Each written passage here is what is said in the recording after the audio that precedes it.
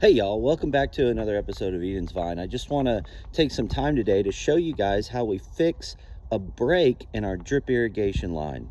So stick around, we're going to show you guys how we identify the break and how we service the break and then how we check to make sure the repair worked well. All right, hope you guys enjoy this content. If you do, click subscribe. Other than that, let's get started. So again, what I'm going to do is I'm going to turn on the water here at the box. Let me get this open. All right. There's my line, cut that on, and then just put my box back temporarily. And I've got two main tools here. I've got a coupler. It's about a 6/10 barb on there. I think it's 0.634 inches. And then I've got just a pair of shears that I use, you know, sometimes just to do little things around the vineyard. Usually I use them to pick fruit, but sometimes I like other tools. Some of the fruit gets a little thick on the rachis, and so trying to cut through it with these isn't really a good idea. So I use something a little beefier. But all right, here we go. So we got our water dripping.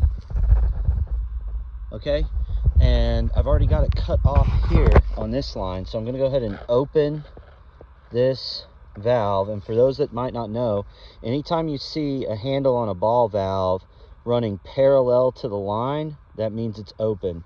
Anytime it's perpendicular, that means it's closed. Most of you guys probably know that, but for those of you who might not, I wanted to go ahead and let you know.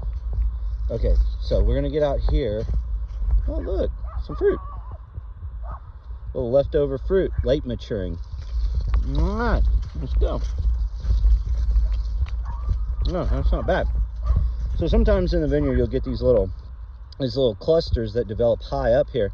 And what ended up happening, just as a little sidebar in this project, is see like this cut here? This was a shoot that was developing way out here into my vineyard row and get in my way. So I hedged that back, and then it sent out two more shoots, which is typical. There's usually 2 or 3 shoots in each bud, and it'll usually send out one. It will definitely send out one, but then it sometimes sends out a smaller second shoot. And then when it does that, I'm not even on the right branch, but I did it here, see, and here. And when you do that, it'll send out another one. And then sometimes on those new shoots, you'll get some fruit that'll develop late in the season. That's pretty typical out here in Texas, where our growing season's about 9.5 months long, whereas in other places it's much shorter. So let's see if we can find that spot that was gushing. Oh, there it is. All right, see that? That's what we don't want. So now what I'm going to do is I'm going to mark this. And I already knew, I kind of had an idea where the spot was going to be, so I'm just going to mark it right here. Another way to mark this would be with tape. We can wrap some tape so that when we come back we know we can find that break. But I'm just going to put my shears right there, and I'm going to go turn this line off. And I probably need to get these grapes out of my mouth so that you guys can hear me a little bit better.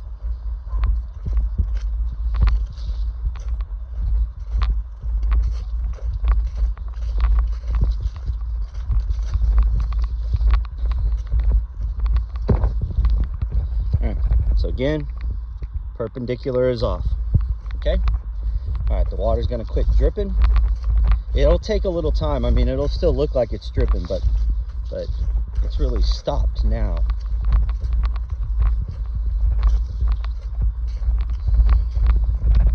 Mummy, you want to get that off. Those other clusters we want to get off too, and that'll happen here, and you know, this weekend or next weekend. Okay, so here we go. We're right here. All right, guys, I'm gonna go get a tripod so I can set this up and then give you guys a little bit of a better look at this leak here. All right, so here we go. The leak again is right here. So I'm going to take my shears And right here, it's a little hard to see, but I'm gonna show you guys. There's an embedded, let's see if you guys can see it. Right here, there's an embedded drip emitter, okay? And that's where the water comes out. So we don't want to cut near our emitter because our coupler won't link up too well, okay? It won't mate up. So we're going to make sure that we stay away from that. So this is actually a little trickier than I thought because we're pretty close to that emitter. So how these work is you screw them all the way back to the union here in the middle. The barb goes in to your drip pipe or your drip line, and then you tighten this down. Okay, you tighten that down, and it's going to grab, if you look in there, it's a little hard to see, but when you look in there, it opens up. All right, so it's opened, it's ready to receive the drip tape, and then when you turn that wheel, okay, when you turn this, it's going to tighten down on that barb and really grab your it's going to pinch your drip tape between the barb and the wall of the tape. So here we go. Here's the cut. Cutting it real close to that leak. All right, that's pretty normal. Some water's going to come out. Okay, now you kind of want to make sure this is fresh water, so some of you guys might be running some stuff through your lines that you don't really want to drip on you. I haven't done anything like that in a while, so I'm not too concerned about it. Now I don't want to get too far away, but I should have a little bit of play in my line. Okay, so I'm probably gonna go here, and then I'm gonna cut right about here. All right, and that should be enough. Okay, there's a little bit of a gap. Okay, so then we're gonna push this on here all the way in, as far as I can go. Okay, same with the other side. You gotta twist it just a little bit. Okay, and then now that it's on, I'm gonna turn, and I've got to hold this middle piece. And on this particular coupler, there's a place for your fingers. Okay, so you get your fingers on there, and you turn this thing until you can't turn it anymore. All right, now that's not coming apart. And then same on the other side. You're gonna turn this until you can't turn it anymore. And there, and we're good. And now one other thing I might do is I've got some zip ties already set up around here. And I might go ahead and move this zip tie to that coupler. Okay? So now the zip tie is where my fingers were on that coupler. And now I can just tighten that down. All right? Maybe not the best view of things, but I'll turn it around here and summarize it again. Okay? All right, guys, so this is a look at it from the other end. I made that cut. I made another cut, which got rid of the leak. I pushed the drip line over the barb. I then tightened down the coupler on each side. And now it's snug. Last thing I did is I took this zip tie and I ran it to the coupler. Okay? Now, some of you might be like, well, why do you have your drip lines up so high and near the cordon? Well, I do that for a couple reasons. I want to try to keep it off the ground, okay? And over time, my posts have sank a little bit, all right? So I want them up a little higher. The other thing is sometimes when you drip through, you'll have little green leafy material down here getting dripped on. And sometimes you want that for nutrient delivery and pesticide delivery, and so I'm okay with how that is. Now, I wouldn't want that too high up here. I wouldn't want my drip line up here because I don't want to drip directly on my clusters. Okay, so this is still right at that cordon level, and it's going to drip mostly down to the ground, and it might hit a leaf or two on the way by. Okay, now I'm going to go back. I'm going to open my valve. So I'm going to turn that that knob or that handle parallel to the line. It's going to open that valve, and then I'm going to go check and make sure that there's no leak anymore. So here we go. Open it up. Let the water move through the line. Head back out into the field. And you know, with like 2 people, you know, one person can stay out here. If it's a really long row, you could have a walkie-talkie, you could use your phones, you know, whatever kind of fun you want to have. Satellite radio, whatever. Satellite phone, whatever. Okay, so here we go. And then see there's that emitter that the water's dripping out of.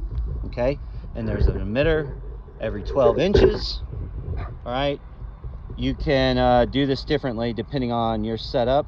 You can have emitters every 18 inches, every 36 inches. It just depends on what you're doing. All right, anyway, guys, I hope you enjoyed that. That was just a short little clip, a short little video on how to fix a minor leak in a drip irrigation line.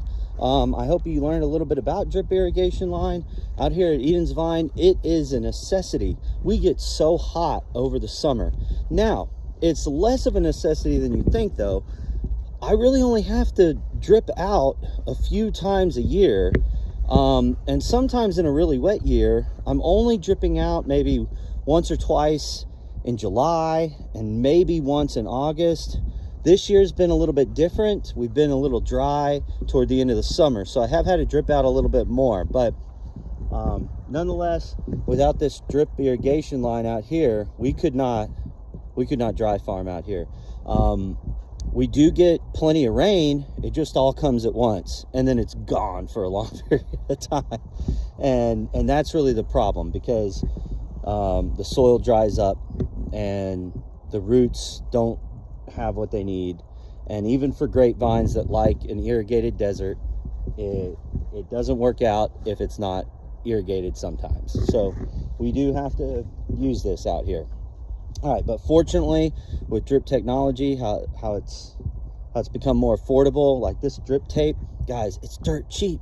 You just got to find it in the right place. And maybe sometime we'll talk about some of the places where you can find some drip tape. But and the embedded emitters, they're a time saver. You go and poke holes and drip line all you want. That is terrible. Sometimes it's fun, but only when you're doing like a small garden. When you're doing something like this, you don't want to be poking holes in your drip line all the time. All right, anyway, I hope you guys enjoyed that. Really simple fix. I got the coupler online. I'm sure you guys can figure out where. So just go look for drip irrigation couplers if this is something you need. The drip line is a little bit harder to find, but I promise you, if you're using your online tools, you're going to find it. Or you can message me and I'll help you out. All right? You guys have a nice night. Thank you for joining us on another episode of Eden's Vine. If you enjoyed this content, please click the like button. Please click subscribe. Please make a comment. We love hearing your suggestions. If you saw something while I was walking through the vineyard that I need to attend to, please feel free to tell me. I love having another set of eyes on what we're doing out here. All right, y'all have a nice night.